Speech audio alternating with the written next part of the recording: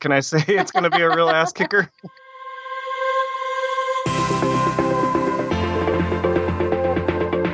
The funny part about that was that I sent the bike off of a cliff 2 weeks into owning it, so that was good. In 2019, we really put the gas on, like, to the pedal to the metal on adventure riding.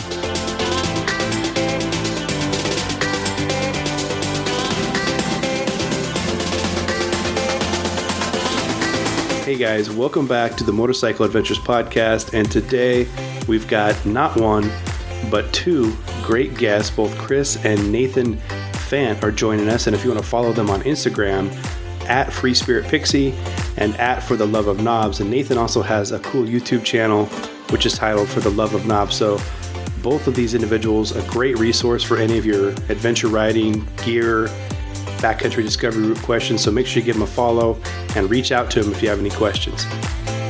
Listeners, and I know there's a lot of new ones out there, if you haven't already, please take one moment, rate, review, and subscribe to our podcast. It helps us grow in the rankings. That being said, I know you don't want to sit here and listen to me ramble on, so let's get into this week's episode with Kris and Nathan Fant. Well, it's cool that you found us on YouTube. It's a super, casual thing that we do for fun. So it's pretty cool that that you found us there. In 2019, we really put the gas on, like, to the pedal to the metal on adventure riding. And, that was really cool for us to, we're kind of celebrating our first year in 2019 of, not having the obligation of full-time kids and, our family life has slowed down a bit. So we were able to focus a lot on our passion of motorcycling together. Not that we weren't passionate about it before, but it was just one of those things where we have a lot more time now to do that kind of thing. I think it was a year where we all, between the time that we had, or the way we used the time we had, was we started going to everything that somebody asked us to do, we said yes.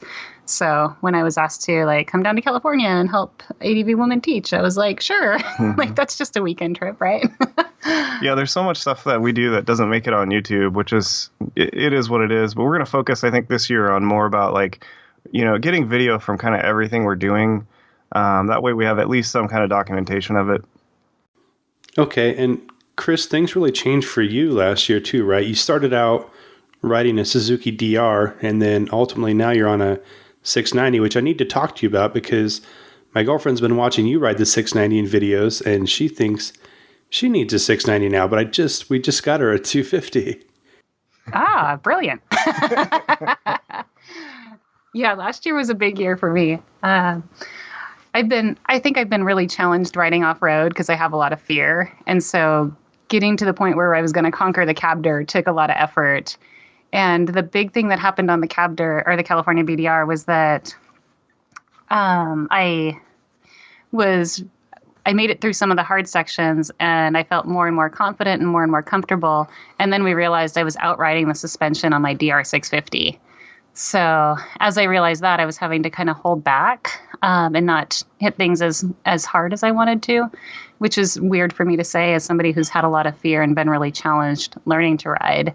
And when we got back, it was a decision between should we upgrade the suspension on the DR 650 or upgrade the bike? Because either way, I want to keep improving my skills. I'm by no means a master rider. I just finally feel a little bit more comfortable than I have in the past. Okay. And how much better is the new bike compared to the old bike? It is, oh gosh, it's amazing. I think the biggest difference is it feels really confidence inspiring. The suspension on the 690 feels like it's going to respond in a way that's predictable. So there are things like the second weekend that I had it, I decided to try a log hop that I just would have not tried on the DR. Okay. The funny part about that was that I sent the bike off of a cliff 2 weeks into owning it, so that was good. Well, you got it broke in, right? Exactly. But we rescued it and it kept running. And so I was like, I can not only trust the suspension, I can trust this bike because I need a bike that I can send off a cliff. She's tough on bikes. It happens. Kris, you were overcoming some obstacles down there too, right? I mean, the sand is challenging, rocky terrain. It's a lot different than the Pacific Northwest. Was it rewarding once you'd finished the route? It was so rewarding. Like completing Indian Pass Road, the 8 miles of deep sand that I had watched so many people struggle with, and so many people like maybe even not make it through with bikes that had clutches still. That felt really good. And then to keep going and realize like the rocks were manageable. There were still some things that we're going to go back this year and do it again because I didn't make it all the way through Lippincott Pass. I had to have Nathan ride my bike for about 100 feet because I was just I felt in over my head, and it was not worth risking injury to me or the bike. But this year I'm hoping I get it. Okay. So for those of us who haven't been down there, you've ridden the Oregon route too and some of Washington. Could you kind of compare and contrast? Obviously, Southern California, we've got the desert, but what are some of the differences between some of these routes and SoCal? So I'll start with Washington. It's one of the BDRs. It was I think the first one that the BDR organization did. And that one has a lot of variety. I would say I'm looking at Nathan here because it was easy. So the first day, if you're going north to or south to north, the first day is really easy. It's gravel roads. It's really pretty. The second day on the Washington BDR is like Rock City, but it's mostly flat. If you can survive Baby Head Hill, which is not flat, the rest of it is just a lot of rocks. And as you get further north, you get a little bit more variety of gravel roads and sandy roads and twisties and elevation change.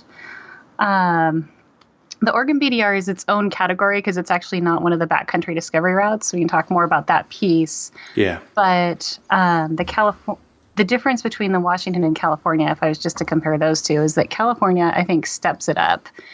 The sand is its own skill set. And so unless you practice sand, it's a really hard route to just conquer out of the blue. It's not everybody's cup of tea for sure. SoCal is one of those ones where, you've got to like riding in sand and you've got to practice riding on sand on a fully loaded bike. And, if you're not ready for it, it's going to be a real butt kicker. Okay. I don't know. Can I say? We can say whatever we want on here. Can I say it's going to be a real ass kicker? Go ahead. I usually check the box that says this is clean though on iTunes. But yeah, I think we can do whatever we want.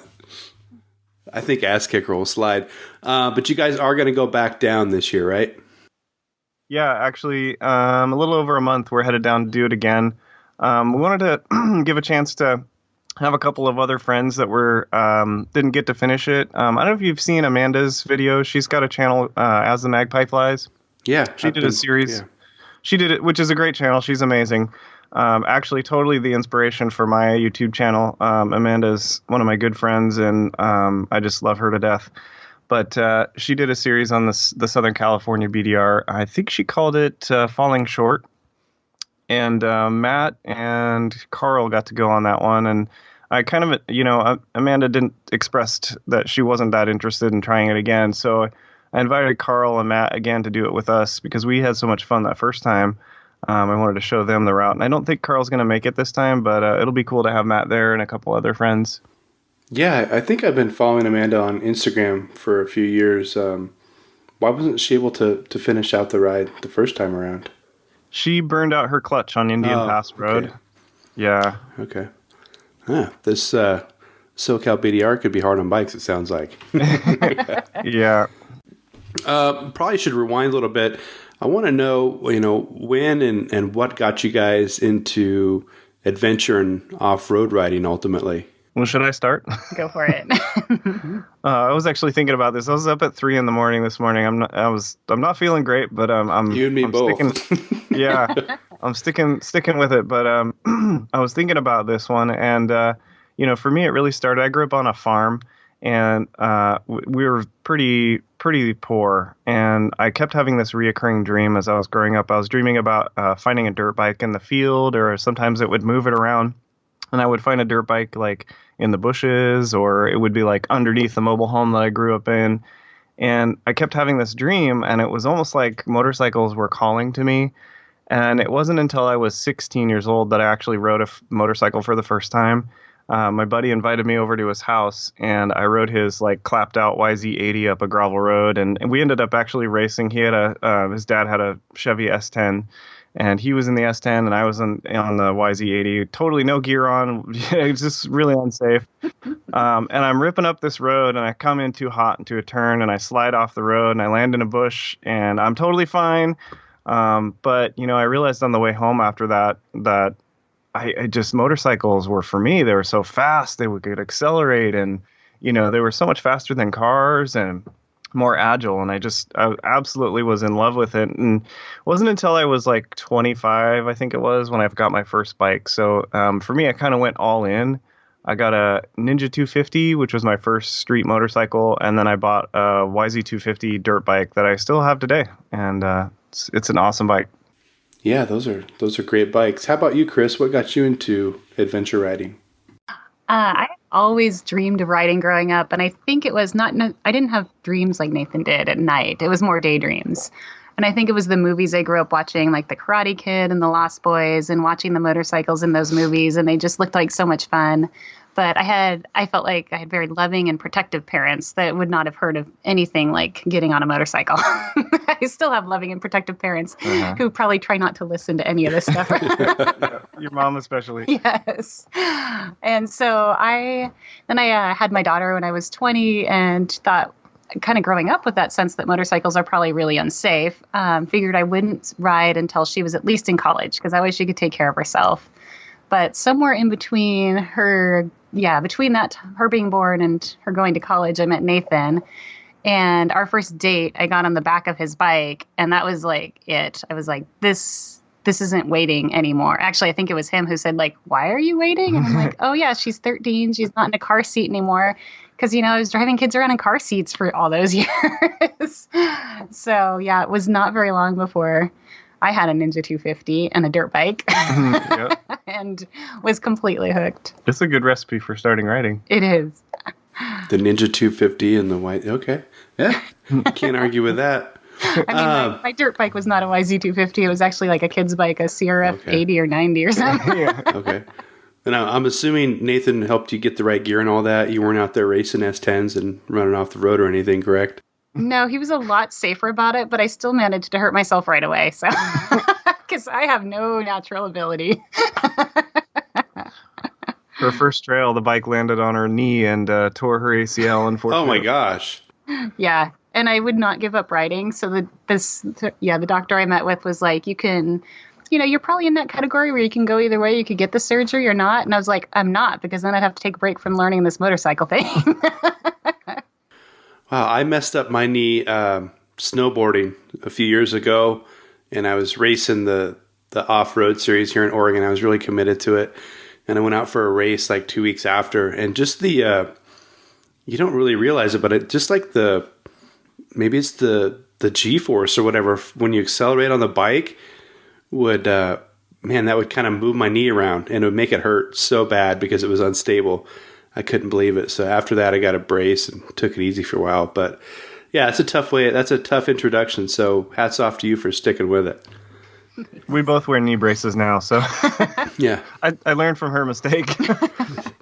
Some of that it comes with age, unfortunately, doesn't it? Yeah, for sure. All right, let's talk about the Oregon BDR. And as you mentioned, it's not an official BDR route, but it's a great ride. So I'd be curious to know what your thoughts were after experiencing that on your bikes last summer. That was interesting. The organization that puts that on is the Oregon Off-Highway Vehicle Association, and it's a pretty common, maybe misconception that that's part of the BDR, and it's not. So definitely a different organization, but much less maintained. With the official BDR routes, you know where you're going to find gas, we're going to find food and hotels and stuff. And on this one, it was, there was a lot of roads that were closed and washed out, and we hit a lot of tank traps and stuff. So it was like, we had to do a lot of our own scouting and working around stuff.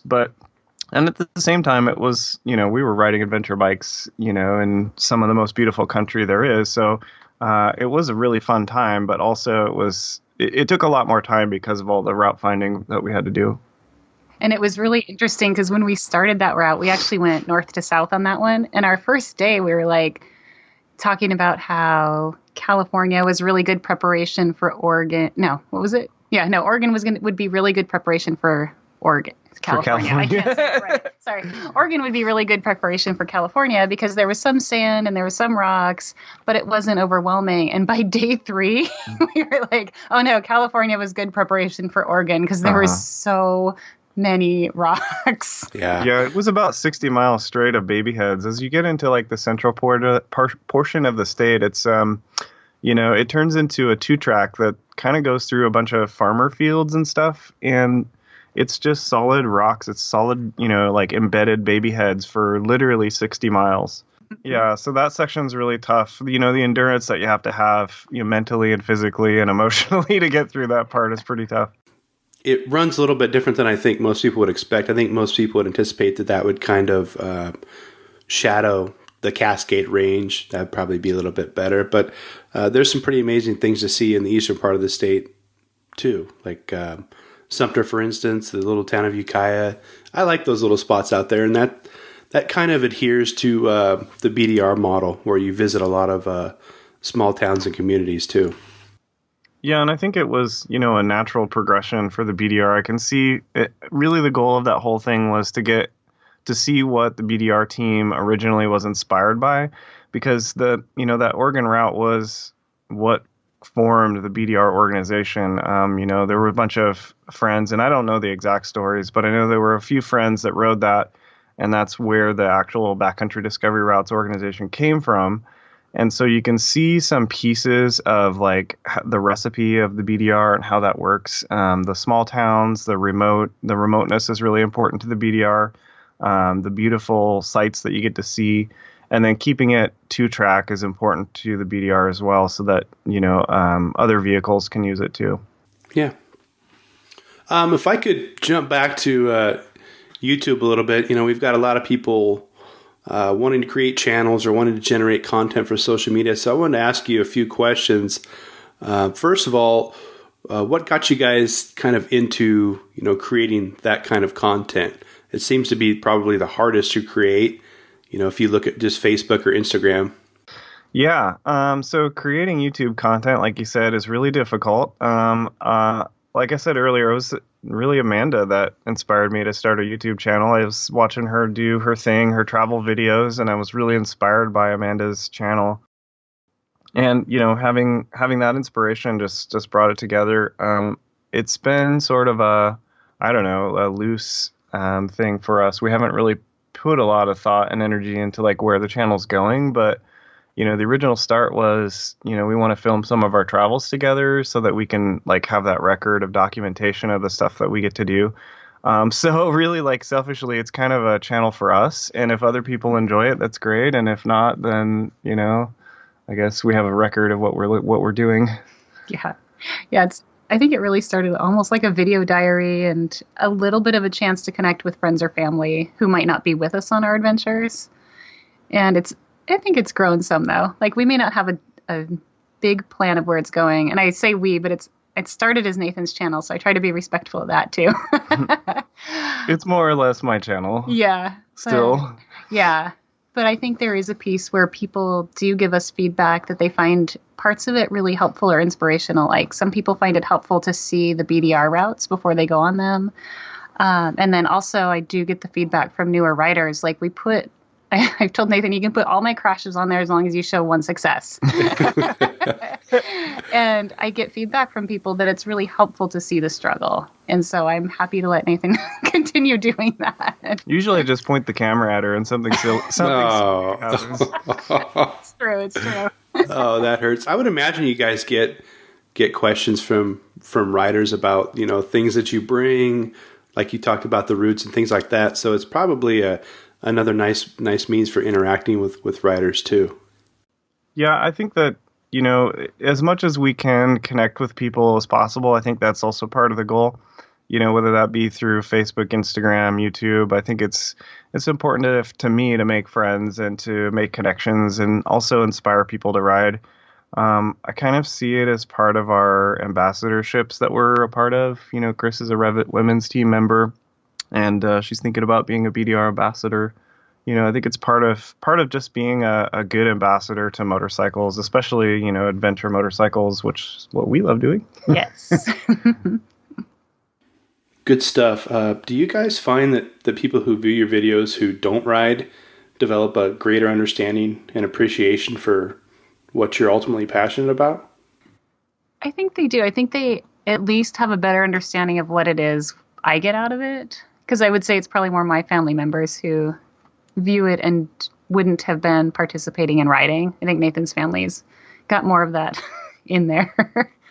So I think they have at least that sense of like, what's it like to go camp off the bike, and why would you want to challenge yourself that way? And what does it mean to crash? What does it mean to crash? Oh my gosh. Your mom, she has this idea that when Kris crashes, it's like, the motorcycle's totaled and Kris is broken into a million pieces. And now she could see that it's just like, oh, you just dropped your bike at 0 miles an hour. Okay. Perfect. Yeah. Okay. Has an opportunity to kind of de-escalate what people are thinking. Good. You talked about being ambassadors. We know, Nathan, that you were tapped on the shoulder last year to become Backcountry Discovery Routes Ambassador, and Kris, you're a Revit Ambassador. You guys want to talk about those responsibilities a little bit? For the Revit women's team, I would say it's a really loose definition, and what I've appreciated about it is there's a lot of freedom. Their goal in creating the team was to have a group of people accessible if women or any riders had questions about gear or motorcycles or getting started. And so what they do is they gather us together for an event each year that helps raise publicity and awareness of our existence. They do provide us with gear. And so when I talk about gear with people, I'll talk about gear that I used to use. I talk about gear that I currently use. And I can also talk about what fits people. I don't have to just talk about Revit gear. What they want to see is people being in the sport and being safe riders. And I think the other piece that they want to do is make really great gear so people want to use Revit gear. So I really appreciate that about the company. Some of the other pieces is, like we tag them on social media just to raise awareness of which gear we're wearing. And doing some local events is on my kind of next on my radar. I'm trying to put together a women's gear night here that would be sponsored by Revit. But again, I'm going to collect people that use different gear and ride different styles of motorcycles than just adventure riding, so that there are folks there that are experienced and available for some of the people in our area that are trying to get into riding. I also wear Revit gear, and not because I'm sponsored. I'm not. It's fun to match, but also at the same time, they make gear for skinny guys like me, which is great. It fits me really well. And then Nathan, as far as the Ride BDR sponsorship, I know that you guys were out at Adventure Out last weekend, but what else do you do, or how else do you volunteer for the organization? Yeah, I mean, that's one of the great parts about the BDR is that it's, 100% volunteer driven. There's something like 75-ish, I can never keep track of how many ambassadors. We get people signing up all the time. And what's great about the BDR is that there's only one paid employee, and that's Ina Thorne. She's the director of operations. And for the BDR, it's the board members are all unpaid. All of the ambassadors are unpaid. And it's really just a group of awesome people who really, really love adventure riding and want to preserve our access to, off-highway trails and access to public lands where we can ride our motorcycles. And for me, it's the stuff that I do is, any ambassador does and can do. Things like, going to those adventure outs, hosting the film nights, the movie nights where they show the documentary films. And then the part that everybody wants to do is the route scouting. So I've had the pleasure and opportunity to do some of that as well recently, which has been fun. Have you had an opportunity to see the NEBDR movie yet? I haven't seen it yet. I did set up a few movie showings, and I'm looking forward to checking it out. But no, I haven't seen it yet. The trailer is pretty exciting, and I'm really stoked on that. Yeah, if there are now two routes that my girlfriend wants to ride, without a doubt, it would be the Mid-Atlantic and the Northeast. And I got to figure out a way to get motorcycles back there or rent from somebody or something next year. I hope to ride them both. Yeah, logistically, it's tough. Yeah. The questions that I've got a lot, or that Kris and I both got a lot when we were at the IMS shows, was that, hey, when are you guys coming to our state? We have all these like great adventure riders in our state, but there's no BDR close to us, because we were in Dallas, Texas. Well, I was in Dallas, Texas, and then Kris and I were in Minneapolis, and there just isn't anything really close to them as far as BDRs go. And the question always comes up, when are you coming to our state? And I think it's a difficult question to answer because everybody's hungry right now for things that are more organized. That's the great advantage of the BDR is that you're going to get through. You're not going to get stuck by a gate or a dead end or something like that. You know where the gas stops are. You kind of know what to expect from the film. So it's a really, really powerful thing that I think we're doing for adventure riders to give people like a kind of a set it and forget it kind of adventure ride. Yeah. You're going to see something beautiful and you know where everything is, and it's kind of a safe bet. And what I would tell people when they ask that is contact the BDR, volunteer. If you know your state really well, you're an excellent resource for being one of the next BDRs. Yeah, this being an ambassador, I think the other part of it is like being a volunteer. It's not about like being told what to do. I think it's more about, hey, what can I do to help? So I would encourage people that are interested in volunteering to reach out and say, hey, we'd love to have a BDR in our state. Yeah, and to kind of piggyback what you said there, we're very fortunate to have a group of volunteers go out there and put together these routes that, like you said, are plug and play. Because if you're just planning your own ride through a state, you don't realize how much time and effort that takes. But to be able to just download tracks and grab a map, it's pretty nice, and it's a tremendous effort. And we're really lucky to have the routes that we do have. Yeah. It's an amazing thing, and it takes so much time. I mean, it wasn't until I got involved in the back, kind of in the behind the scenes with the BDR that I didn't realize how much time and resources it takes to make a BDR happen. But it is like from the scouting to the documenting where everything is, the gas stops, the hotels, and all that stuff. To finding the pretty sites, well, you've got to go ride something else. Oh, well, that one doesn't as pretty as this route. And then also the filmmaking and the map making, all of that takes an incredible amount of time and effort. And hats off to Sterling Noreen's team. Those guys are amazing. The film quality, the production quality of those films lately. I mean, if you haven't seen the Southern California film, that one's absolutely stunning. So those guys are awesome. As the nonprofit continues to grow, you can just see the level of everything kind of come up moving forward. It's really, really cool to watch, really cool to witness. Yeah, I agree. Hey, when you're out there at events like Adventure Out, do you find yourself interacting with a lot of seasoned adventure riders, or are you seeing people who were kind of interested in the space and maybe looking to get into adventure riding? I think we get quite the range, but for the most part, the people that I've interacted with have no idea what an adventure bike is. I would say a majority of people are interested in adventure riding. They've just don't know a lot about it, and they don't know who to talk to and what resources are available to them. We get the occasional people who are like seasoned adventure riders, but for the most part, it's like people who are either really interested in learning more, or they've got a Harley and they're just checking it out and they want to see, what adventure riding is all about. And I think that's great. All the different riding disciplines and the different interest levels is awesome. I love to think that from the show, the Minneapolis show, we probably sold a few bikes and got people inspired to ride. So that's pretty fun. I'm pretty sure we sold at least one KTM 790. Yeah, I've done my part too. Have you guys ridden 790 yet? I have. Okay, yeah. I love amazing. That bike. Oh, you rode yours with Matt, didn't you?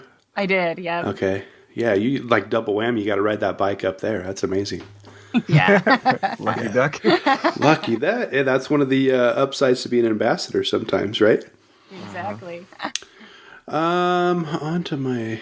So, I don't know what route comes out next year. I know that, because I did an interview with Kevin, I know that Montana and Wyoming are on the horizon. Which one, if either, would you guys be most excited to see first? Well, I think Wyoming's going to be amazing, and I think that one's next year. Pretty sure on that one. Wyoming's coming next, and what's going to be awesome about Wyoming is that it's going to be the most remote BDR that we've ever had. That one, they're talking about over 250 miles between a gas stop on that one, and just you're really gonna have to plan your gas stops on that. Also stunningly beautiful, because the Rocky Mountains are there, and just the amount of mountains that you're going to see on that BDR is going to be stunning. So that one's, I'm pretty sure, is coming next. Northern California is in the list somewhere. Montana's in the list somewhere. But I think the west side, we finished off the East Coast for now, Mid-Atlantic and Northeast, and I think they're going to transition back over to kind of the western states. Yeah, I'd be excited to ride Wyoming. I haven't been back there in years in Cheyenne, but I just remember the landscapes were something else. So I'm going to have to carve out some free time to ride that one next year for sure. Yeah, it's going to be exciting. And I think we both want to go back and ride because we haven't ridden all the BDRs. We've done a lot of Washington because it's close. And so we did a little bit, most of Utah, I think, when we were there. But now I want to go back and do all of Utah and New Mexico and all the BDRs. Mm-hmm. Oh, I didn't know you guys had ridden the Utah BDR. What did you think of that?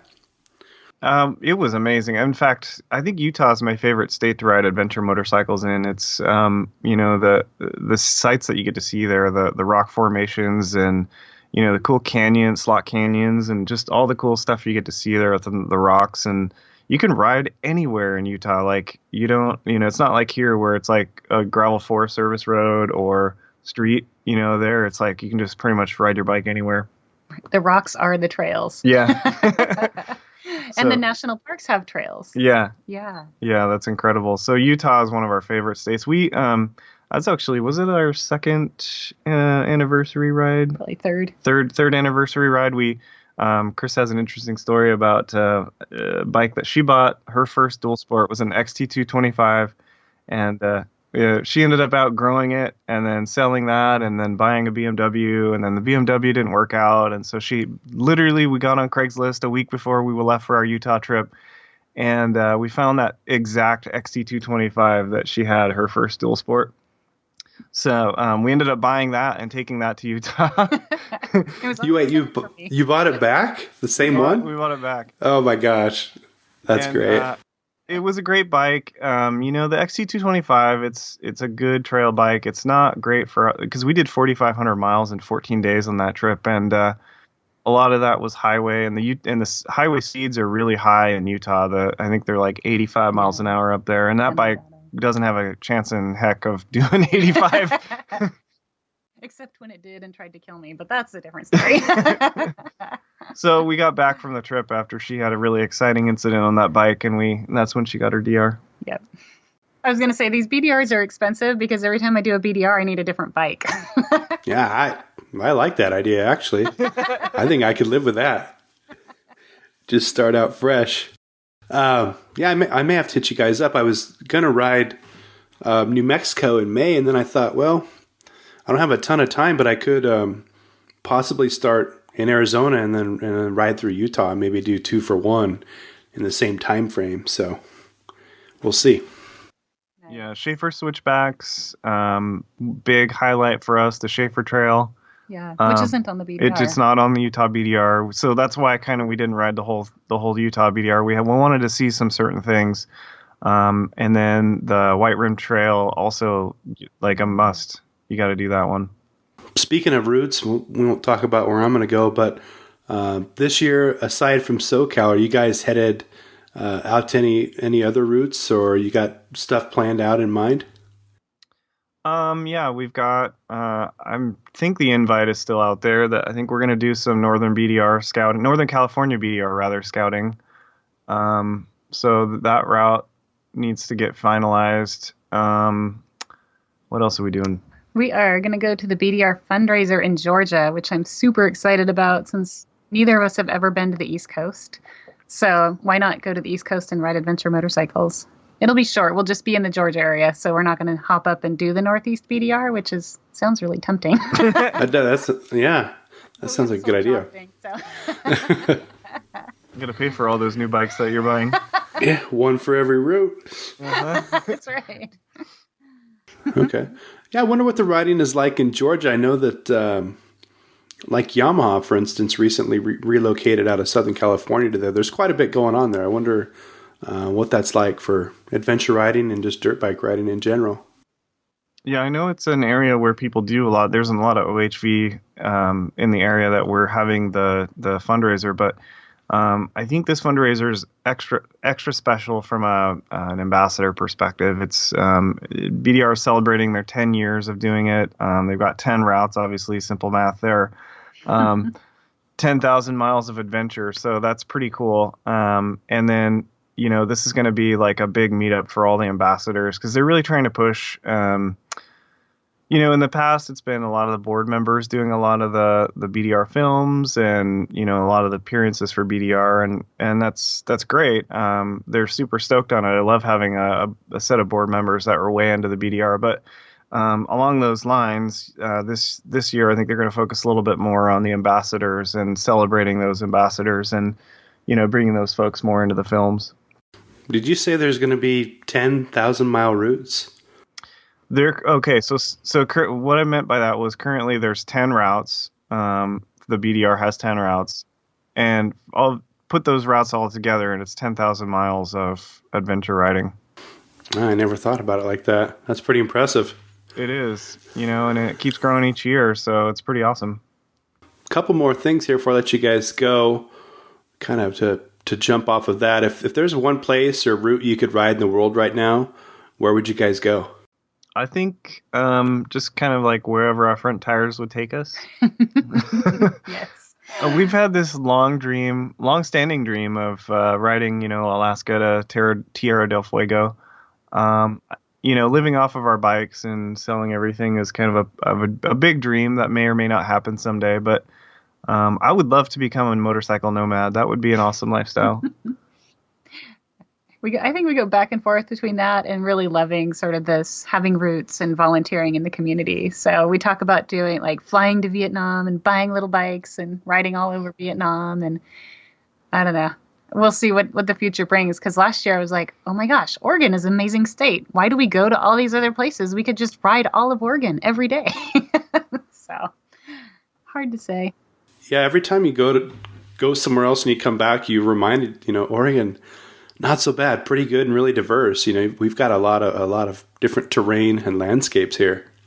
Yeah, I want to get out to the Wallowas. I've never been there, and I want to see those. And then there's some parts in the eastern part of the state that I haven't seen. There's a lake there that's like 100-mile lake, a Wahi Lake or something like that. I want to get out there and check that out.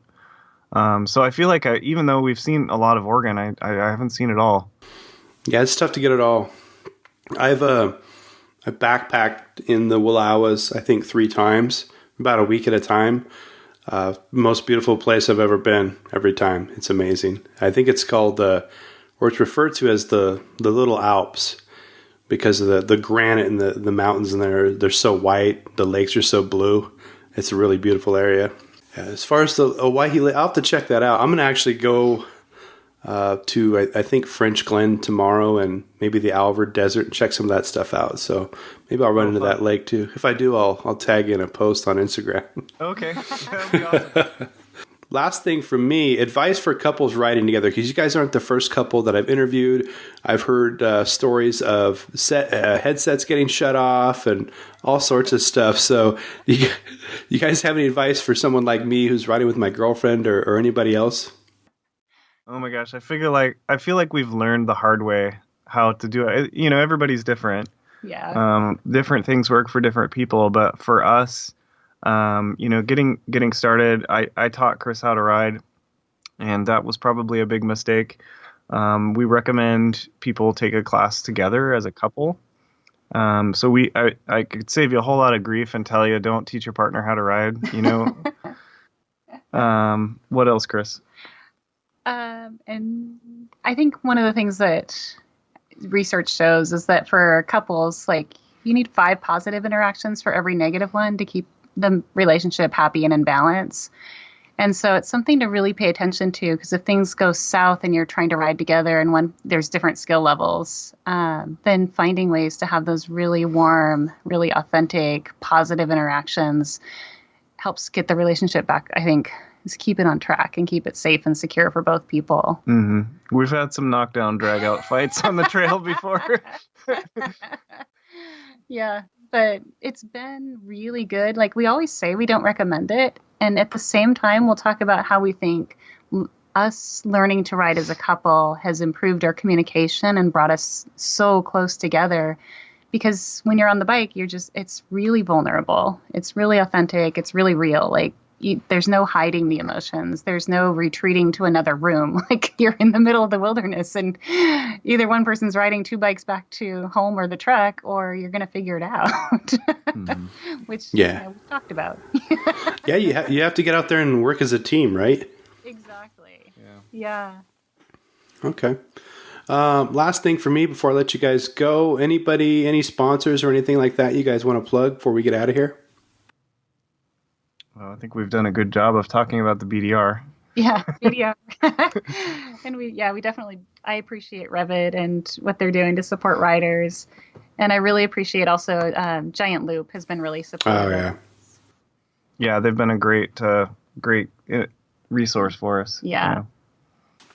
That's good to hear. I haven't met anybody who's had a bad interaction with Harold or his team. And you were talking about the remote nature of the Wyoming BDR, and I instantly thought gas bags, right? Kind of the easiest way to kind of bridge the gap there. So, yeah.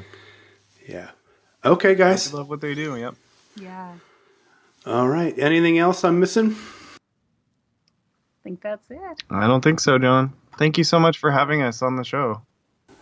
Kris and Nathan, thank you for coming on the show, and thank you for your patience with me getting this episode out. Listeners, you could probably hear it in my voice during this particular episode, but I started to get sick the day we recorded this, and I have not been the same ever since. Pneumonia again. I've had it pretty much over it now, but yeah, the entire month of February I was pretty much confined to the couch, and I just couldn't do much. So getting back on my feet now and getting ready to get out there and ride and create content. But again, Kris and Nathan, really appreciate you coming on the show. And listeners, don't forget about them, For the Love of Knobs and Free Spirit Pixie on Instagram. And also they've got that YouTube channel, For the Love of Knobs. Definitely check them out and support them. Listeners, are you interested in riding some of these routes that we discussed on this episode? Do you feel like your skills could use a little fine tuning? Visit benmotorcycleadventures.com. We offer adventure motorcycle training starting in April every single weekend this year. Listeners, want to thank you for tuning in. Don't forget about us on social media at Ben Motorcycle Adventures on both Facebook and Instagram. And I think for me, that's going to about do it. Again, I apologize for the gap in content, but sometimes life throws a little bit of a curveball. We're getting healthier. Things are warming up. It's about time to get out there and start adventure riding and dual sport riding and off-road riding, all the good stuff. Spring's here in Central Oregon, so I'm looking forward to getting out. And with that, we're going to cut you loose. We'll see you guys next time.